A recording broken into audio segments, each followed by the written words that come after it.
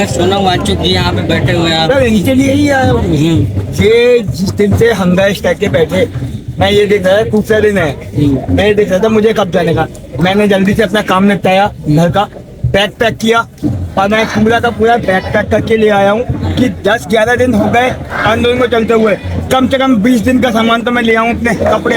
एक ही जोड़ी कपड़े में रह लूंगा, लेकिन 20-25 दिन अब मैं रहूंगा यहीं। और देवेंद्र प्रधान जी से कहना चाहूंगा कि अब आया हूँ तो इस्तीफा लेके जाऊंगा, खाली हाथ नहीं जाना है।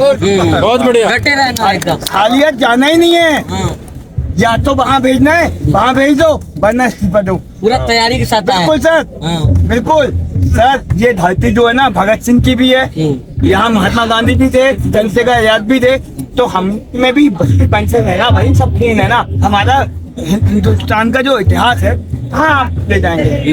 आप हम अपने पे जज जाते हैं ना। गांधी जी केवल अहिंसा के खातिर खड़े हो गए थे और अंग्रेजों को भगा दिया बिना हाथ उठाए। हम लोग भी यहाँ पीसफुल कर रहे हैं, कब तक नहीं मानेंगे, हम तो पक्के पे हैं। आप भगत सिंह कह रहे हैं, वो आपको आतंकवादी बता रहे हैं।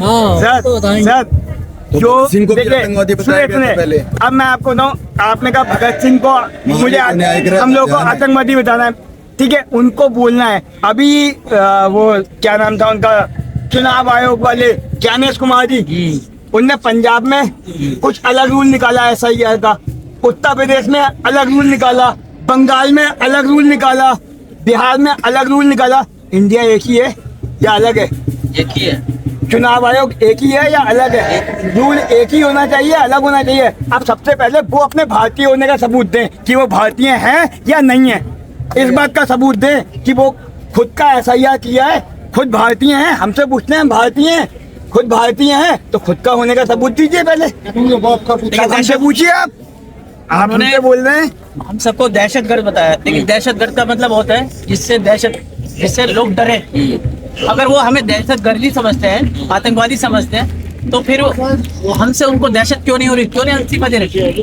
तो इसका मतलब हम नहीं है ना आतंकवादी, हम तो अपने हक पे लड़ने वाले लोग हैं।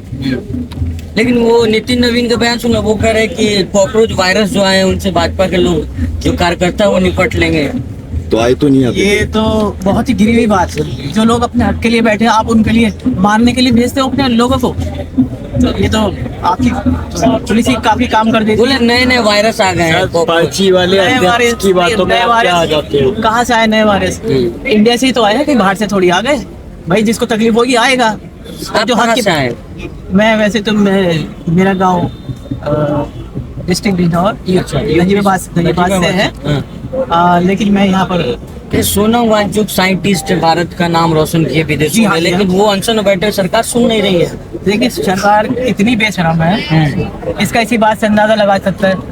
वांगचुक जी को दुनिया बुलाती है, उनके एडवाइस लेती है, उनकी बात उनको बुलाने के लिए तरसती है, और हमारे वो बच्चों के लिए वो बेचारे यहाँ पर हैं। और उस पे ये है कि उनको हमारी सरकार ने क्या करे, तो जेल में डाल दिया था 6 महीने तक। उनको भी आतंकवादी और क्या क्या उनको बता दिया। उन्होंने तो ये सरकार इस सरकार से आप अच्छी शिक्षा की कैसे उम्मीद कर सकते हो? उन्होंने भारतीय सेना के लिए 2 लाख का टैंक बना के दिए।